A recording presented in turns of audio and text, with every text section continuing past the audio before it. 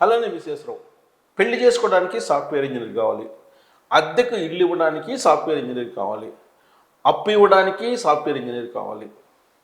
సమాజంలో అందరికీ software engineer కావాలి. కానీ ఆ సాఫ్ట్వేర్ ఇంజనీర్ల పరిస్థితి ఏంటి అనేది ఇప్పుడు బయటపడుతుంది ఒక్కొక్కటిగా. రోగాల దగ్గర నుంచి, కుటుంబ సమస్యల దగ్గర నుంచి, ఆర్థిక బాధలు, ఉద్యోగ బాధలు, కఠినమైనటువంటి సమయాలు, ఇవన్నీ వెరసి సాఫ్ట్వేర్ ఇంజనీర్. సీతారామరెడ్డి అనే అతను 2 లక్షల రూపాయలు సంపాదిస్తున్నాడు నెలకు.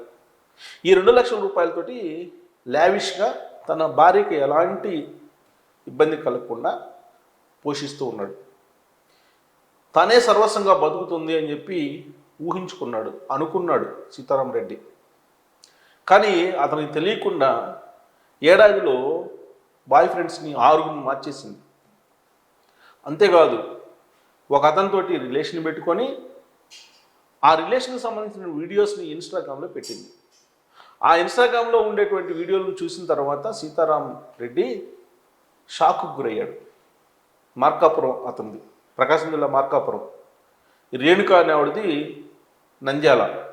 వీళ్ళిద్దరు పెళ్లి చేసుకున్నారు. పెళ్లి చేసుకొని 2 పిల్లలను కూడా కన్నారు. 2 లక్షల రూపాయలు జీతం వస్తుంది, సుఖంగా జీవితం ఉంది అని చెప్పేసి అనుకున్నారు. కాపురం మంచి కాపురం అనుకున్నారు.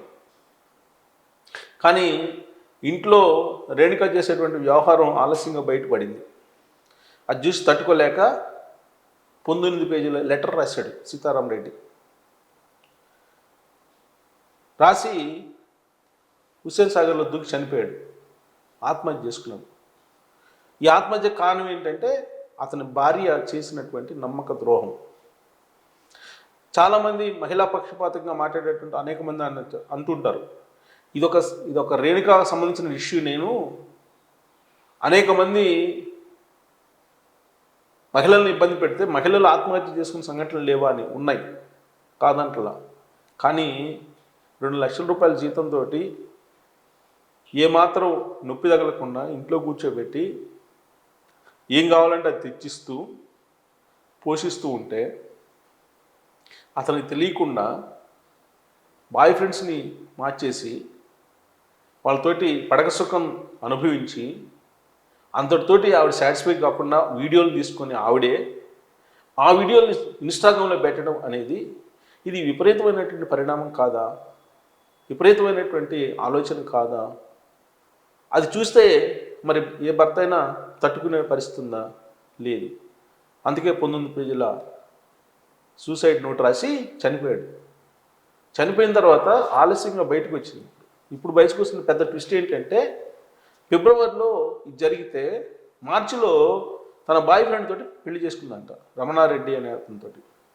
ఈ రమణారెడ్డి తోటి పడక సుఖం పంచుకున్నటువంటి వీడియోలే ఇన్స్టాగ్రామ్లో ఆ రేణుక అనే ఆవిడ పోస్ట్ చేసింది. ఇప్పుడు వాళ్ళిద్దరికీ, ఇప్పుడు రేణుకకి సీతారామరెడ్డికి పుట్టినటువంటి పిల్లలు ఇద్దరు అనాథలుగా మారిపోయారు. అతనేమో చనిపోయాడు, ఈవిడేమో రమణారెడ్డితో పెళ్లి చేసుకుంది. మరి ఆ ఇద్దరు పిల్లల పరిస్థితి ఏంటి?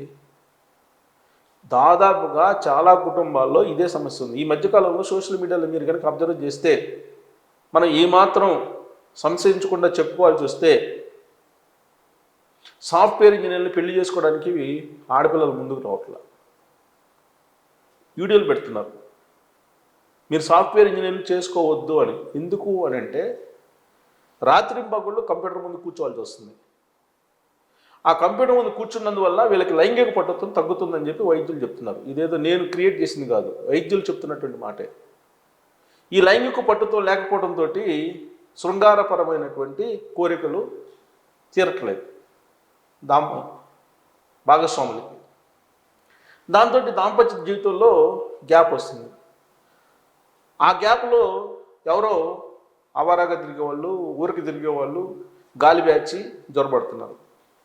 జ్వరపడి వాళ్ళకి కావాల్సినటువంటి సుఖాన్ని అందజేస్తున్నారు. దాంతో భర్త కన్నా వాళ్ళే బెటర్ అనేటువంటి ఉద్దేశంతో భర్తను లేపేసేటువంటి వాళ్ళు కొంతమంది, లేదంటే భర్తని నమ్మక ద్రోహం చేసేటువంటి మరికొంతమంది, ఇలా అనేక మంది ఉన్నారు. అందుకే మహిళలు ఏదైనా చెయ్యాలి అనుకుంటే గడపకు కూడా తెలియదంట పెద్దల సామెత. గడపకు కూడా, ఇంటి గడపకు కూడా తెలియకుండా ఏదైనా చేయగలదు మహిళ అనేటువంటి నానుడి ఉంది. సో కాబట్టి ఇలాంటివన్నీ చూసినప్పుడు పెళ్ళిళ్ళు చేసుకోకుండా మిగిలిపోయేటువంటి వాళ్ళ సంఖ్య కూడా పెరుగుతుంది. పెళ్ళిళ్ళు చేసుకున్నా కానీ ఇలాంటివి వస్తాయనేటువంటి ఉద్దేశంతో చేసుకోకుండా మానుకునే వాళ్ళు కొంతమంది. దీనికి కారణం ఏంటంటే late marriages. First of all late marriages. ఒక లేట్గా చేసుకున్న తర్వాత దాంపత్య సుఖం ఉంటారంటే కాదు. అసలు ఈ కేసులో పెద్ద ట్విస్ట్ ఏంటంటే, అసలు ఇంతమందితోటి ఆరుగురితోటి ఈవిడికి ఎందుకు పరిచయం అయింది రేణుకాకనంటే గెట్ టుగెదర్లో ఎవరితోటి, తెలిసినటువంటి వాళ్ళతోటి, అలాగే స్కూల్ మీట్స్ తోటి, కాలేజ్ మీట్స్ తోటి, పూర్వపు విద్యార్థుల సమ్మేళనాలని పెడుతూ ఉన్నారు. ఈ పూర్వపు విద్యార్థుల సమ్మేళనంలోనే ఇద్దరు పరిచయం అయ్యారు ఈవిడికి, రేణుకాకి. పాత జ్ఞాపకాలు, స్కూల్ డేస్లో క్రష్, కాలేజ్ డేస్లో క్రష్, ఇవన్నీ తీర్చుకోవడానికి ఇప్పుడు ఈ సమయాన్ని ఉపయోగించుకుంటున్నారు. చాలా చోట్ల ఇదే జరుగుతుంది. ఇప్పుడు రేణుకా విషయంలో కూడా అదే జరిగిందని చెప్పి ఇప్పుడు తాజాగా తెలుస్తున్నటువంటి ఒక కీలకమైనటువంటి పాయింట్. పూర్వ విద్యార్థుల సమ్మేళనం అని చెప్పి ఆ రోజు ఉన్నటువంటి క్రషెస్ని పంచుకుంటున్నారు. పంచుకొని వాట్సాప్ చాట్లతోటి ఇప్పుడు మొదలు పెడుతున్నారు. అలాగే గెట్ టుగెదర్లో పార్టిసిపేట్ చేసిన తర్వాత షేర్ చేసుకోవటం, అభిప్రాయాలు షేర్ చేసుకుంటున్నారు. మీ భార్య ఇలాగా, మా భార్య ఇలాగా, మీ భర్త ఇలాగా, మా భర్త ఇలాగా షేర్ చేసుకుంటున్నారు. ఆ గ్యాప్లో ఫోన్ నెంబర్లు తీసుకోవడం ద్వారా చాటింగ్స్ మొదలు పెడుతున్నారు. దీంతో అటాచ్ అవుతున్నారు. భర్తతోటి పంచుకోలేనటువంటి అంశాలని ప్రియుడితోటి పంచుకుంటున్నారు. అలాగే ప్రియుడితోటి పంచుకోలేనటువంటి అంశాలని ప్రియుడు ఏం చేస్తున్నారు, ప్రియురాలతోటి పంచుకుంటున్నారు. వెరసి ఇలాంటి సంఘటనలు తరచూ వస్తూ ఉన్నాయి. వీటన్నిటిని నేను ఎందుకు ప్రజెంట్ చేయాల్సి వస్తుందనంటే, సమాజం ఇలా ఉంది, ఇది రాబోయే రోజులు ఇంకా పెరిగే ప్రమాదం కూడా కనిపిస్తుంది. కాబట్టి దీనికి ఏదైనా పరిష్కారం మీరు ట్రోల్స్ రూపంలో తెలియజేస్తారు అనే ఉద్దేశంతో